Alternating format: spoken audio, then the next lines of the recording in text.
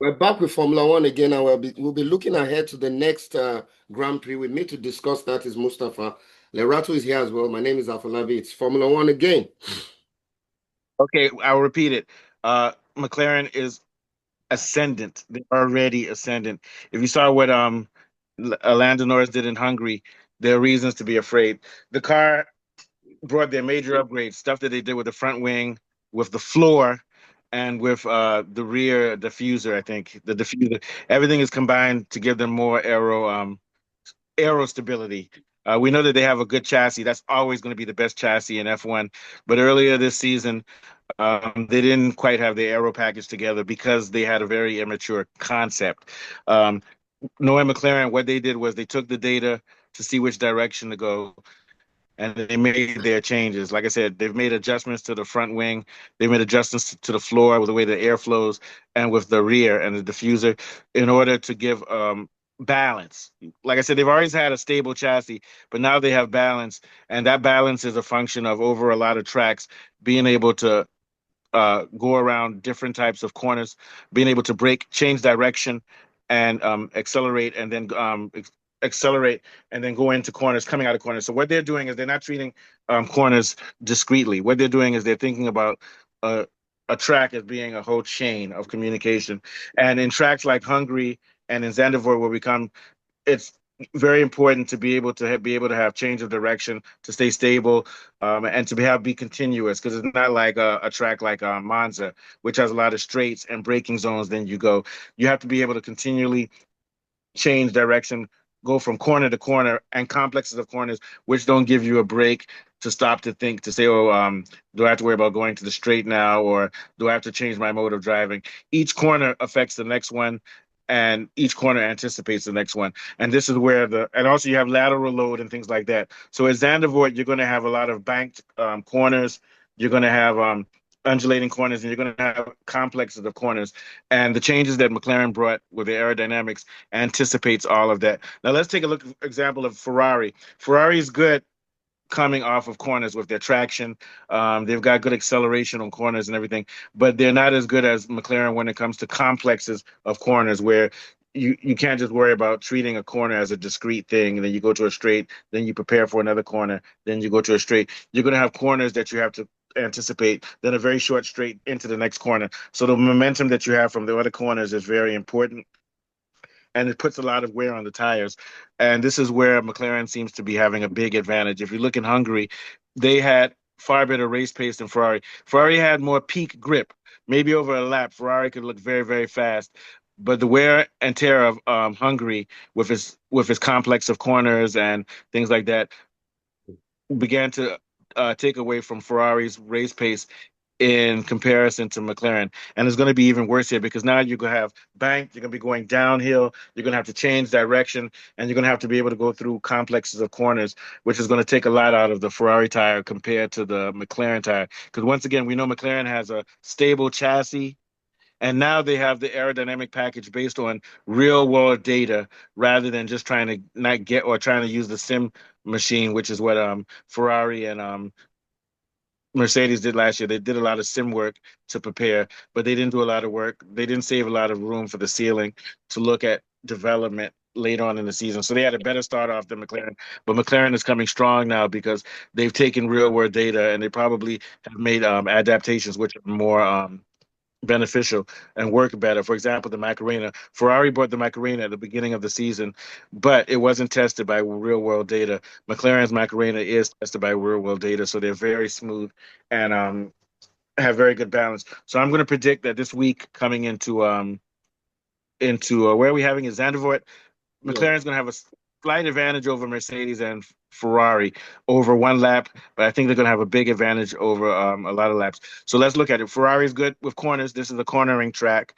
McLaren's good with corners. The difference is that I think McLaren is better for uh, loads on the tires, lateral load, and also the type of when you're coming on bank surfaces and everything. And is also better at maintaining balance through successions of meandering corners than Ferrari. And also the Ferrari tires just seem to lose a lot of energy after a couple of laps compared to McLaren. So I think that's going to be the main advantage. So you look for a close qualifying between McLaren and Ferrari, but I think with Lando Norris the race pace is fantastic. Mercedes has inherent aero problems. Nobody wants to believe it, but they do have aero problems.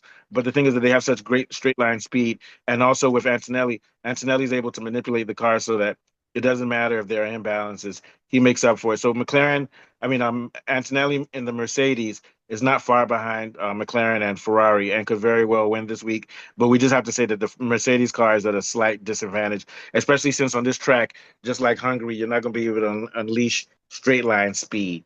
Well, anyway, the topic of this show, though, was that watch out for McLaren and Norris, and I'll cut it very short. McLaren has brought its upgrades based on real world data. The car has fantastic balance, which helps it over tracks which have where you treat the whole track as one thing. You have changes of direction, you have banking, you have different types of corners and everything. And it has the best overall stability, even though Ferrari may be better at certain parts of the track. McLaren has a better fluid continuum. And we know that it's usually at Zandvoort where they bring their major upgrade, and Norris does very well. He's done it so many years before. I don't see any difference this year. He's going to do fantastically well in this year, and McLaren's going to make a run for the constructors. I think what will hurt them is that they're still going to be slower than Mercedes on high speed tracks, but on tracks with medium to low speed, which require change of direction, lateral load, and everything else, Mercedes is not close. But once again, Antonelli in the Mercedes is close. What are your thoughts, Mr. Afolabi? Yeah, you're absolutely right. I mean, there's so many factors going in the direction of a McLaren top performance here. First and foremost, I mean, they spent the first half of the season gathering data basically to upgrade to this particular stage. And I think the upgrade has raised their performance ceiling without a doubt. They showed that in Hungary.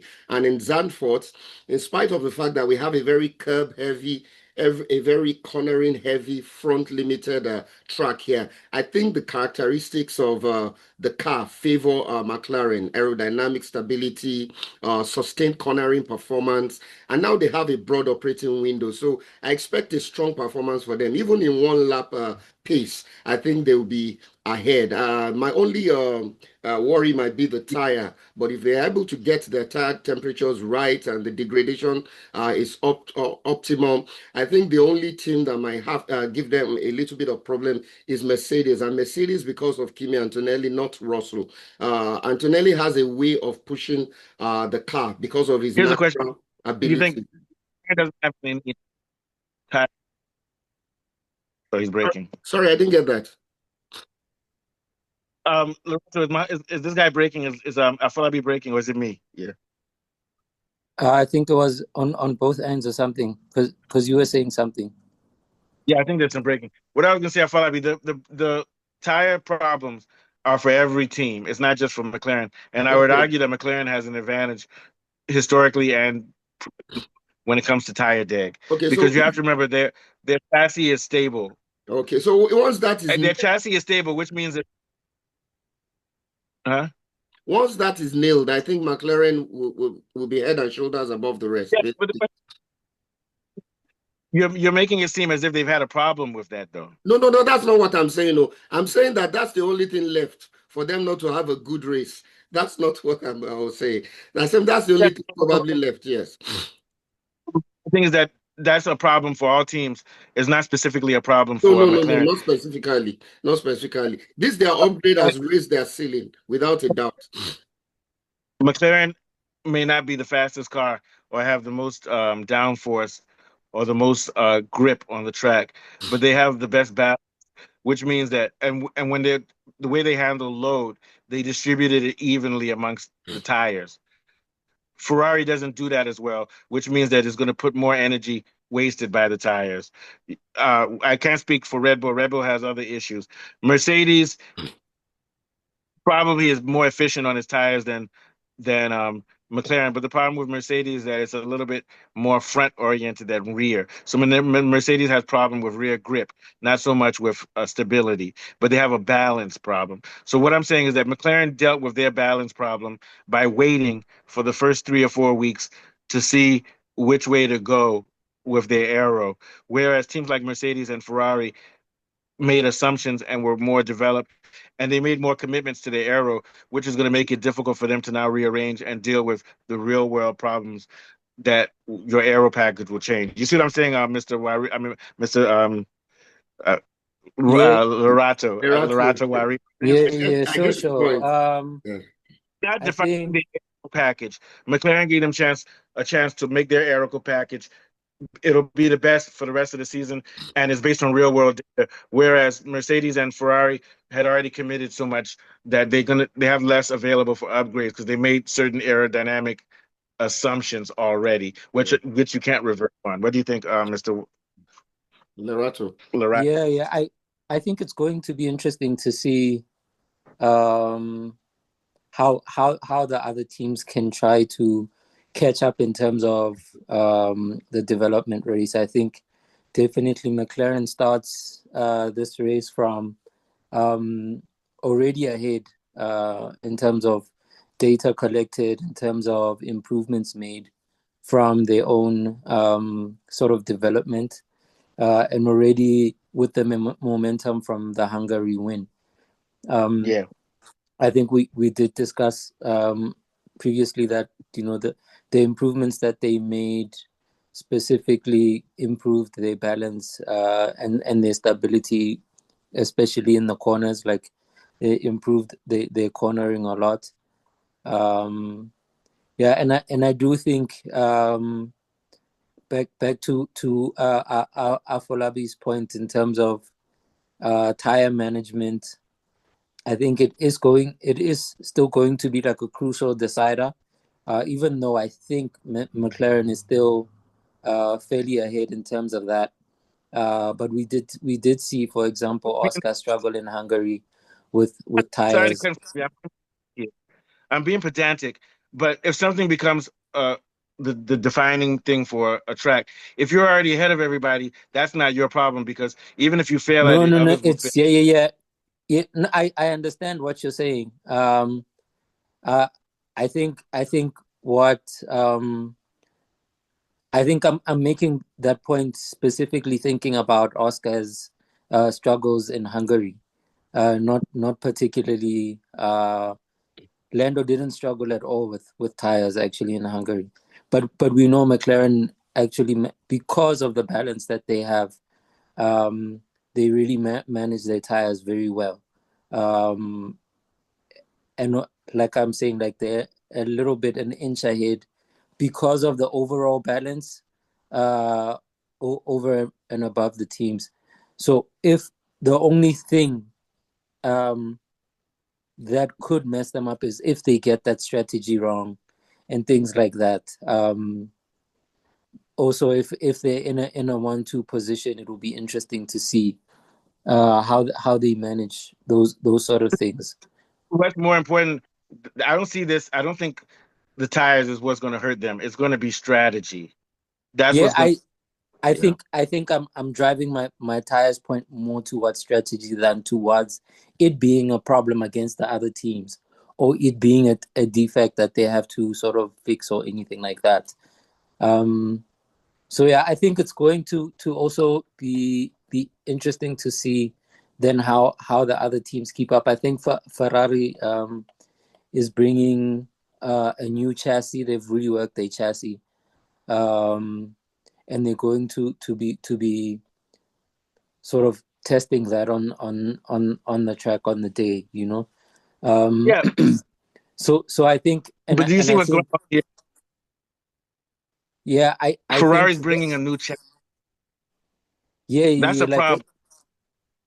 yeah Halfway through yeah yeah to have to bring a new chassis, that already shows us that once again they're just guessing. But go ahead. Yeah. no yeah but in as much as that is, I think Zandvoort is kind of like the perfect real world place to sort of test. and I think this is also then another race that is being run towards 2027 than it is during the season. I think you're correct that it's like a risky move to sort of overhaul and do those kinds of things. But I think we've known Ferrari to kind of move from this level of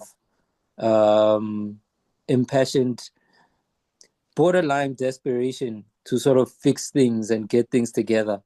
You know, I wouldn't say they're necessarily desperate. They're still, I think, the second When was the or last third. champion, a Yeah, constructors champion? When was the last time they second had best team. Yeah. Ferrari had a champion, an F1 champion? And when was the last time? I think the last time they had an F1 champion was Raikkonen. That's more than Yeah.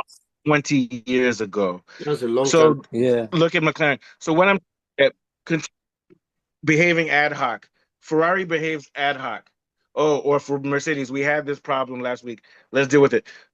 They're not And then looking they at always they're always fixing problems as opposed to maintaining yeah, a system. yeah, Yeah, which could be problematic. And of course someone like Mercedes, which was my next point, um like while they have a powerful unit and the best performance, um I don't think they have the perfect aero package um in order to sort of put down all that power that they have. So that's kind of like their struggles. And bear in mind also the other thing that places McLaren ahead is the data that they've gathered over the past 2 years. That winning the past two races, even under different regulations, but that data is still data. It's still usable in terms of aero and things like that. Um, so they're also a little bit ahead in terms of that. yeah. But of course, all these things are marginal. Um, and of course, amongst the big four, um, Red Bull remains the big unknown in terms of what it is they could bring.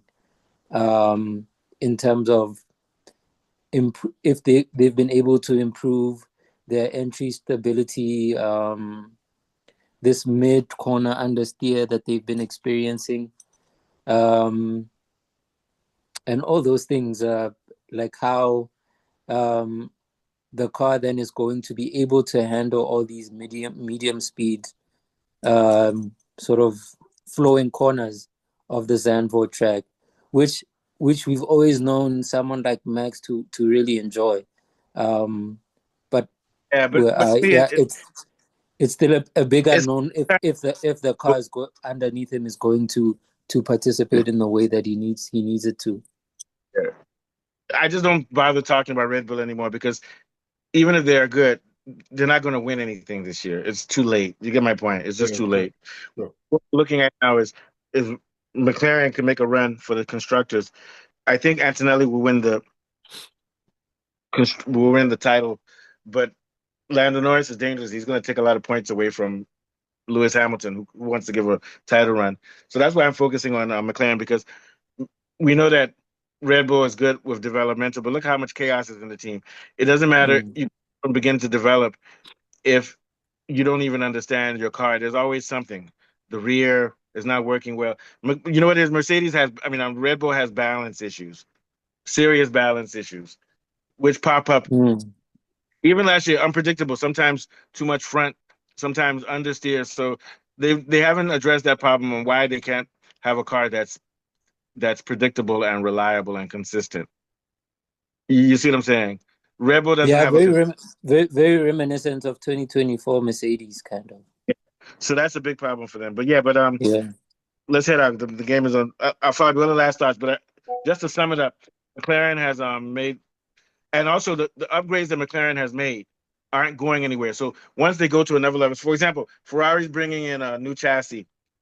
They may find out that it doesn't work, and they'll have to It reject it. doesn't work. Yeah, a new chassis and a floor. I think it's a chassis and a floor. So the thing is that McLaren may not have they'll bring an upgrade and it will work, and they'll never have to worry about it. It may not be a fantastic leap, It may be a small leap, but they've already vetted it. And that's why McLaren does better, is because they continually add gradual upgrades, not even within a season,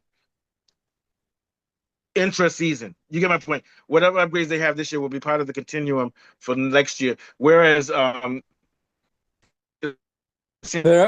will start the next year with a new concept.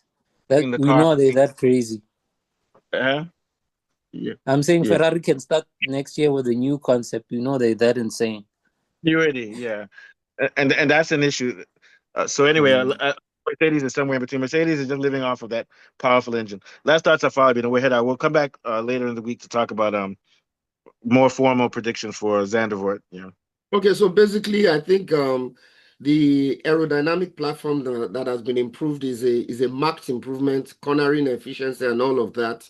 And I think this particular track, it will be testimony to the fact that they've actually leaped in front of Mercedes and the chasing pack. I think they'll do very well on this circuit, without a doubt. Yeah. I think we can all agree it's still be close. And the reason I say it's close, because look at Russell. Russell is rubbish, right? It's still going to be close, and Antonelli can still win, because when Antonelli, him inside of the Mercedes car, he brings balance to that car, and he actually brings ability to. And then Ferrari has, they're not bad in balance and everything, but their tires wear out and they have problems with their But They have tire bringing a problems. new Yeah. chassis is like a gamble, really, at this stage. Yeah, it's not as strong as Mercedes, but they have tire problems. That's their main issue. All right, so I'll find out you guys what your schedule is after this. Check us out at Falabi. Okay, it's been another brilliant Formula One show. We've been discussing Zandvoort with Lerato, Mustafa, and myself. We'll be back again with more Formula One stories. Okay, thank you. So Lorato, what days are you free this week?